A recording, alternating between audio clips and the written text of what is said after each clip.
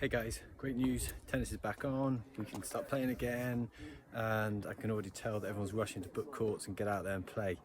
But I thought it might just be sensible to give you a few little tips coming back, a bit of a layoff. 7 weeks is a long time away from tennis, so you might want to think about preparing a little bit beforehand. So the things I want you to think about are using some dynamic stretches before you play. I'll go through a couple of those in a moment. Making sure you're well hydrated, so make sure you're prepared beforehand, hydrated, and you've got water when you're playing, especially if it's on a nice warm sunny day.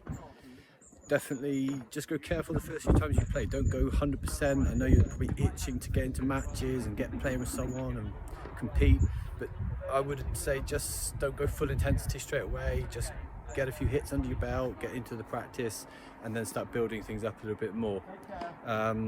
Particularly think about elbows. So tennis elbow, if you haven't played for a long time, these forearm muscles can easily start to get a little bit sore quite quickly. So you might want to do a bit of prep work, maybe with a squash ball or something that you can squeeze, maybe just at home, just start prepping that arm a little bit, those muscles, start getting used to working under a little bit more volume. That would be a good thing to do. And just listen to your body basically, just make sure you don't go hell for leather straight away, take a bit of time to ease into things. So coming back to the stretches, let me show you a couple of good stretches for beginning. This is dynamic stretches that have got some movement to them. And hips and shoulders are our key body parts for tennis, so we really want to make sure we use those. So a good one for the hip is to start making this sort of action,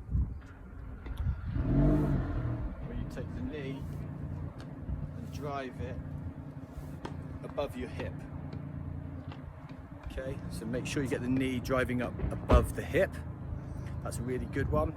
Shoulders, you can start to get some bear hugs in, so really start to make some jumps into here. Start to really open up the shoulders, get the arms circles, okay, over the tops. Really start to make sure you open up those parts.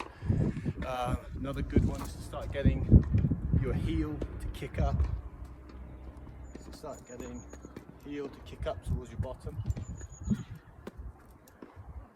Okay, and you can start including these all to a little bit more movement as well. So use some side steps, use some little jogs, some shuttles, and you can incorporate these.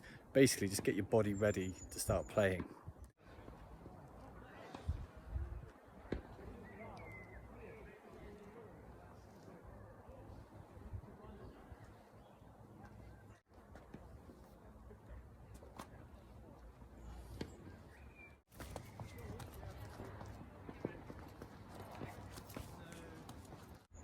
Keep the static stretches for the end. So a static stretch, classic static stretch is when you're seeing people, maybe they go for the little calf stretch like this, or you'll see them on a wall and they're starting to press the calf out like this.